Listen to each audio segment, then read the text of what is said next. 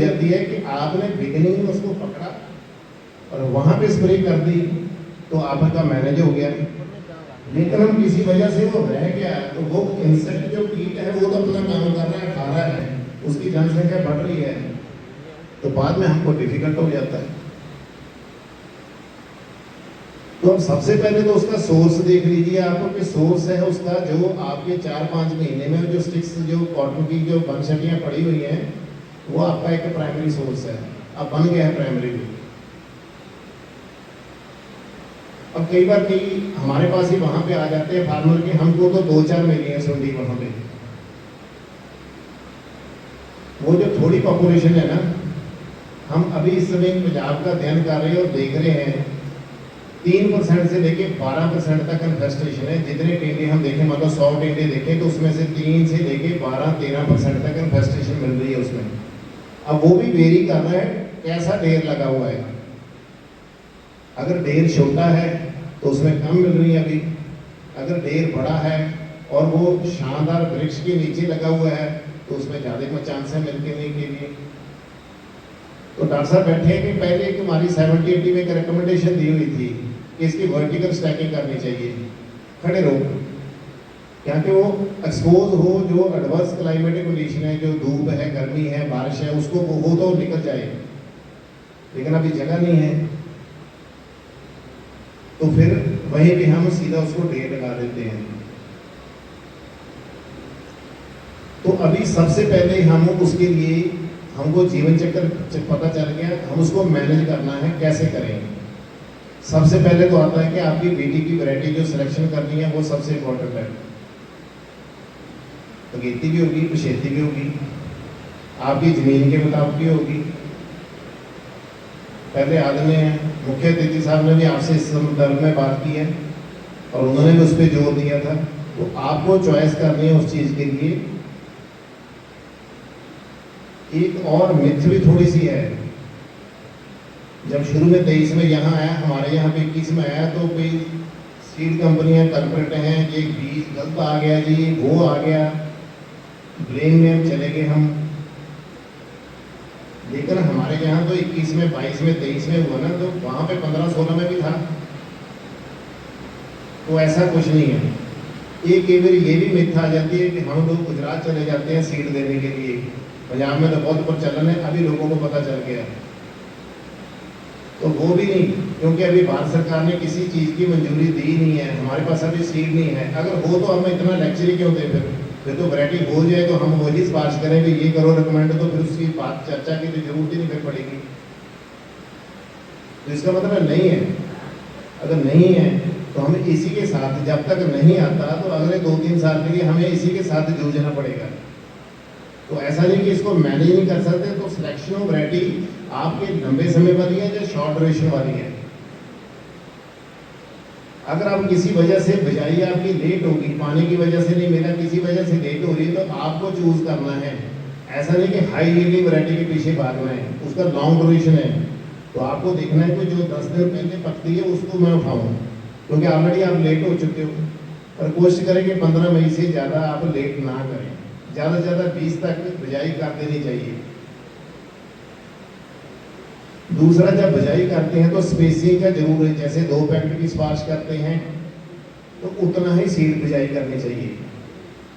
अब ज़्यादा में चाहे सफेद मच्छर है चाहे गुलाबी सुंडी है, दोनों कीटों को संभालना रोकना डिफिकल्ट है,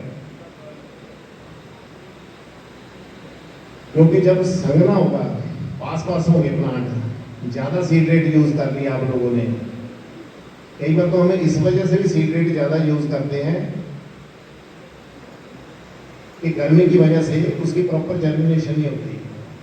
तो अगर आपने ज़्यादा यूज़ किया भी है तो बाद में उसकी गैप जो है उसको प्रॉपर करना, वो भी हमारी उतनी ड्यूटी है। फर्स्ट इरिगेशन के बाद, पहले पानी लगाने के बाद उसकी पूरी प्रॉपर मेंटेन करना वो भी जरूरी है। जो एक्स्ट्रा प्लांट है उसको निकालना भी पड़ेगा आपको,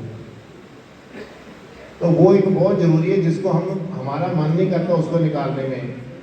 तो धीरे धीरे जो क्लोजर स्पेसिंग है, पर्टिकुलरली जो रो टू रो स्पेसिंग है, वो जब नज़दीक हो जाती है तो प्लांट कंपटीशन में आता है आपस में।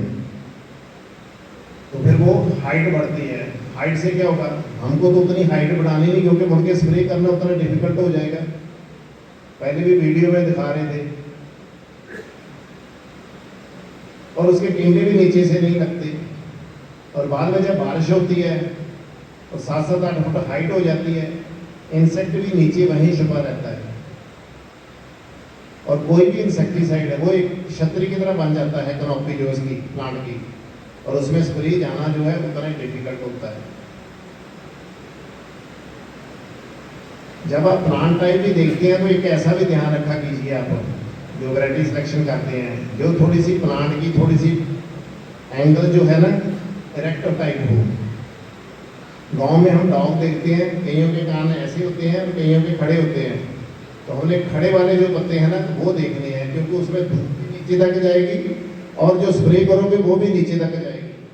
And there is every chance कि वो हिट कर देगी उसको। टारगेट जो है हमारा चाहे गुलाबी सुंडी है चाहे चिट्टा मच्छर है, तो उसको कंट्रोल भी बेटर होगा। और जहाँ पे जो ज़्यादा स्पेसिंग है और पत्ते भी उसकी प्लांट टाइप भी वैसा है, तो क्या होगा उसमें वो एक सेल्फ एक्ट है ना अम्ब्रेला, वो छतरी की तरह बन जाएगा ऊपर। तो ऊपर ऊपर स्प्रे होगी, नीचे जाएगी नहीं आपकी। और जब बारिश पड़ती है तो वो पत्ते आपस में ऐसे इंटरमिंगल हो जाते हैं जुलाई मंथ में जाके कि बंदे का घुसना भी अंदर डिफिकल्ट हो जाता है। और पौधे को भी धूप, लाइट और इंसेक्ट को भी मैनेज करने के लिए और स्प्रे करने के लिए आपको वो प्रॉपर स्पेसिंग मेंटेन करनी है, और इससे आपका 50% काम आसान हो जाएगा। अगर ये स्टेप जिसको कर ही रहा है फार्मर, अगर ये थोड़ा सा शिद्दा बिरला नरमा रखे तो हमारा आगे कीट का प्रबंधन जो है उतना ही इजी हो जाएगा, आसान हो जाएगा। फिर उसके बाद है कि आगे जो छटियों के ढेर लगे हुए हैं आपके, उसका क्या करें। सबसे बेस्ट तो हमने रिकमेंडेशन पहले की दे रखी है, 3 साल हो चुके हैं। तो लेकिन हमने सर्वे कराया पंजाब में तो 10-15% से लोग उसको बीच में फॉलो कर सकते हैं। डॉक्टर साहब बैठे हैं, पहले की हमारी एक पुरानी सिफारिश भी होती थी कि एनिमल को छोड़ दो, गाय बकरियों को। अब वो ना गाय रही ना बकरियाँ रही। तो फिर बेस्ट सोल्यूशन क्या है, उसका जो ऑर्गेनिक मैटर कंटेंट है ज़मीन का, सॉइल का, वो भी बढ़ाना है। तो इसको बीच में इनकॉर्पोरेट कर दो, श्रेडिंग कर दो, जो भी उसकी प्लॉइंग करनी है बीच में उसको कर दो आफ्टर हार्वेस्टिंग एंड के बाद। तो जितना भी कर सकते हो, जितनी आपको जरूरत है छटियों की, मार्च तक उसको फिनिश कर लो। अब हमारे जो मैं कैंप देखता हूँ ना मानसा या बठिंडा में, तो वहाँ पे मेरे पास जैसे बैठे होते हैं, अभी तो हम ज़्यादा बैठे हैं, तो कई बार 20-15 बैठे हैं, तो क्लोज वार्ता होती है। तो उसमें बोल देते हैं कि भाई ये डॉक्टर साहब क्या करें, फिर वो सिलेंडर बहुत महंगा है। सिलेंडर तो मैं उनको बोलता हूँ कि ये 500 या 1000 का है, एक सिलेंडर बच जाएगा। तो 50,000 का नरमा जा रहा है, वो देख लीजिए आपकी क्या चॉइस है। अगर सोर्स खत्म कर देंगे किसी चीज को तो उतनी हमारी स्प्रे कम हो जाएगी। लेकिन अगर उसको हम, इसके लिए आप लोगों का सहयोग बहुत जरूरी है। हमारे यहाँ तक कई बार कंपटीशन भी हो जाता है ना, उसने बोला कि मैंने तो कॉटन छोड़ दी, मैंने तो अभी पैडी लगानी है, तो मैं तो यही रखूंगा ढेर। पड़ोसी बोलता है तू कर ले जो करना है। अब जहाँ तो इन्फोर्समेंट हो जाए उसमें, अब इन्फोर्समेंट होगी तो वो लोकतंत्र के लिए ठीक नहीं है। तो इसका मतलब क्या है कि हमें खुद ही करना पड़ेगा उस चीज़ के लिए। हम वेट करेंगे, सरकारें आके करेंगी, महकमा आके करेगा, यूनिवर्सिटी आके करेगी, तो लॉस तो हमारा हो रहा है उस चीज़ के लिए। और हमें पता है क्या सोर्स है, अगर उसका हमने प्रबंधन नहीं किया टाइम पे रहते हुए, जितना भी काम कर सकें उतना ही करना चाहिए। तो अलग अलग ढंग तरीके बताए हैं उसको, छटियों को क्या करें। तो जब तक हम उसको नहीं अपनाएंगे और बीच में हमने उसको कल्टीवेट कर दें आफ्टर हार्वेस्टिंग के बाद, तो हमारा 100% ही काम फिट हो जाएगा। तो ये कुछ चीज़ें हैं जिसको मैं बता रहा हूँ।